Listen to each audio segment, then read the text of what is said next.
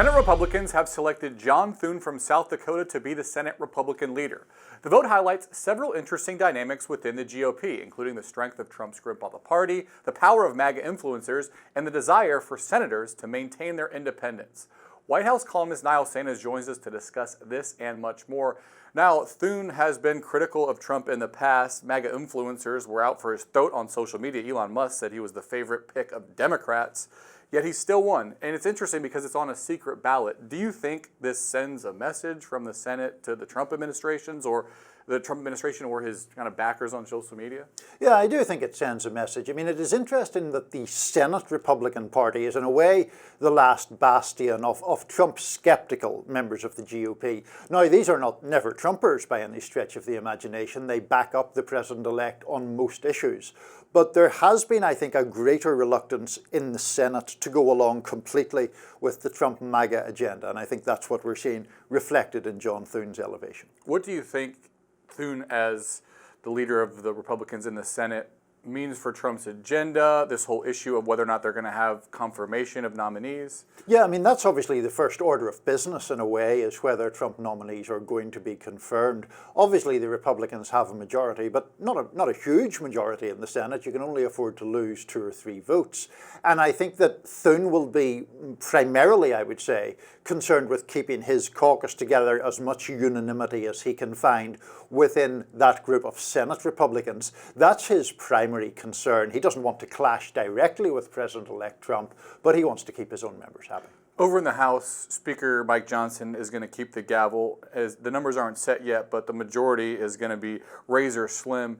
Do you expect more infighting among the Republican conference in the House, similar to what we had during the last Republican Congress? Yeah, I do. I think that there are Republicans in the House who have genuinely very divergent opinions. So you have a certain number of House Republicans who are representing legitimately competitive districts. Their concern is appealing to voters in the centre ground, staving off maybe a challenge eventually from a centrist Democrat.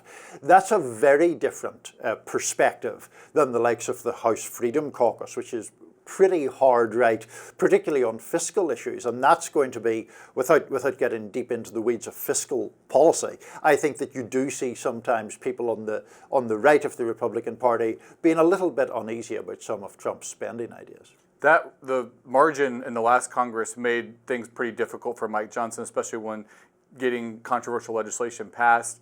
You know, Democrats don't have much power in Washington, but maybe what limited power they do have comes from the House because that majority is so slim? Yeah, I think that's a great point. I think, if Democrats go into this knowing that all they have to do is stay united and hope that there are certain measures that peel off, a handful of Republican votes. As you say, we don't know the exact numbers, but it's going to be a very, very small majority that the Republicans have. That is not what Democrats wanted, but not the absolute worst scenario possible for them. You talked about the Freedom Caucus and the power of the Freedom Caucus. Michael Chanel has a story out now on the Hill where she's talking about conservatives trying to force this recorded vote on the speaker nominee. They didn't put up a challenger, but want to be able to voice their opposition to them. Speaker Johnson has the support of President Trump, but how raucous could this relationship between the Freedom Caucus and Speaker Johnson get as we move forward here, especially when it comes to things like government spending? So I think one interesting thing is how that vote is going to go, if it goes ahead, as Michael has reported. And the capacity or propensity of those very conservative Republicans to want to put their names on record, I think, is significant. Now, that means that they're willing to go out publicly and say that and express some level of dissent from Speaker Johnson, which we assume he will be again. So that is a sort of warning shot across his bows more than anything else. Are they going to keep this motion to vacate rule so we're always kind of on the knife's edge of whether we're going to have a vote to replace the Speaker? I suspect so. Now, I'm not guaranteeing that, but I think what rank and file members like about that is that it obviously gives them significant power. Yes, there are lots of Republican House members who are never in a million years going to really use that motion to vacate very quickly because they prefer the stability of having a speaker, but it does at least suggest power for those grassroots members. Vice President Harris's defeat in the election raises questions for Democrats as they look forward to 2028. You have this column out now where you're talking about the challenge for female Democrats that are looking forward to 2028. Gretchen Whitmer, the governor of Michigan, is seen as a top contender. Considering what happened to Harris and what happened to Clinton in 2016, Democrats are going to be desperate to win in 2028. Do you think it's unlikely that someone like Whitmer gets the nomination? I think it is less likely than it may have been in the past, because the fact of the matter is 2 of the 3 last elections, Democrats have nominated a woman and got beaten both times. Now, what I was trying to get at the piece is that this is a really tricky dilemma for Democrats, because the Democratic Party is very committed to what it sees as various forms of social progress. Greater gender equity is definitely part of that. They would, I think, ideologically like to have a female candidate, but are they going to lose an election? Or do they still feel that the forces of sexism and misogyny, frankly, make it less likely that a woman can get elected? Beyond gender, there's been this commentary that Democrats need to give up on what people call identity politics and move to the center culturally. How strong is that sentiment right now inside the party, and who do you think the people are to watch for in 2028? Is it the governors, Gavin Newsom, Josh Shapiro, Pete Buttigieg, Transportation Secretary under Biden?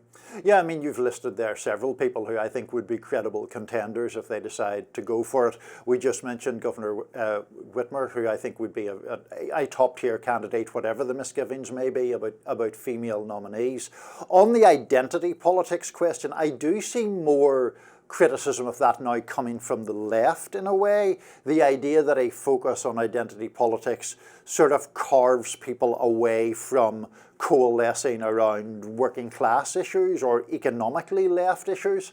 And so I think that's going to be one of the most interesting debates to watch within the Democratic Party. Yeah, because we're also hearing from the left flank of the Democratic Party that saying that the reason why Democrats lost is because they didn't focus enough on economic issues. Bernie Sanders, while not a Democrat, has been highly critical of this issue, saying that Democrats have abandoned workers.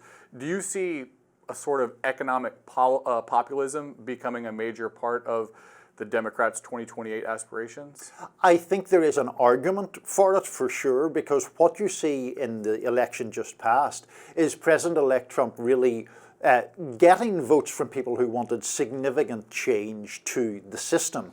And Kamala Harris wasn't judged by most voters to really offer that.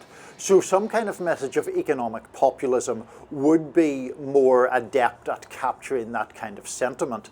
The converse argument is there is a sort of, for want of a better term, corporate wing of the Democratic Party, a more economically centrist wing, and that is still quite a powerful faction. Especially like the way the Democratic Party has been moving to more highly educated voters, that could be a difficult balance to strike between that wing of support in the Democratic Party and outreach to the blue collar workers that they're maybe trying to claw back. Yeah, absolutely. And what we were just talking about, Drew, in relation to identity politics is part of that as well. Identity politics, I don't even mean the label in any disparaging way, but it tends to be more of a focus of affluent, highly educated voters, and it tends frequently to turn off working class voters, those voters who might otherwise find some appeal in an economically populist platform. Let's talk about foreign policy a bit. President Biden met with Israeli President Herzog. The Biden administration says U.S. arms transfers will continue to Israel despite humanitarian groups saying that this deadline that the U.S. had talked about to increase humanitarian aid was never met. What do you make of that supposed deadline, failure to meet it, and then the U.S. saying, well, we're going to continue with the weapons transfers anyway?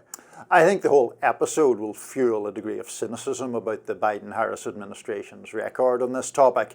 They imposed that deadline, which, what a coincidence, just took it past the date of the election. It appears to many people, and certainly to aid groups, that Israel has not really complied with the conditions that were set forth. It doesn't look like there is going to be any US government action taken against Israel in that respect. So I think it just feeds the suspicions of people who saw the whole thing as a rather opportunistic move. On the other side of it, Trump says that he's going to appoint Mike Huckabee to be U.S. ambassador to Israel. Marco Rubio is the pick for Secretary of State, both very pro-Israel. Huckabee said you can forget about the two-state solution. What do you think the new administration means for Israel and its conflicts with its neighbors? I think it is going to be even more pro-Israel than the Biden-Harris administration has been. Someone like Mike Huckabee doesn't really believe that Palestinians exist as a nation. He kind of thinks of it as an invented title. He believes that the West Bank is part of Greater Israel because it was sort of divinely granted. He won't call it the West Bank. He won't call it the West Bank. So all of that stuff, I think, augurs for a very, very pro-Israel stance. Secretary of State Blinken is in Brussels, and he says the U.S. is going to do everything it can to push out every dollar to Kyiv in Ukraine as it struggles in Ukraine in its war with Russia before the January 20th inauguration and transfer of power. People in the Trump administration have been critical of U.S. policy toward Ukraine and talked about possibly cutting funding. What do you make of this last-minute push to get money to Ukraine and maybe even some diplomacy here and what it means for the future? I think it is understandable in the sense that Ukraine is one of those issues where there's going to be, I think, the cleanest of breaks between the Biden policy and the Trump policy. The president-elect really has made no bones about the fact that he doesn't think American aid to Ukraine should continue at the same cadence and intensity that it has done in the past. So the Biden administration, quite obviously, is trying to get the aid out the door before Trump arrives to throttle it off.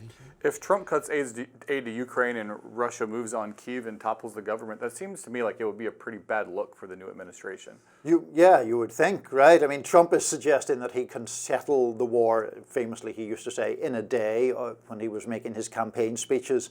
The implication was he would pressure the Ukrainians to give up territory in order to gain a settlement.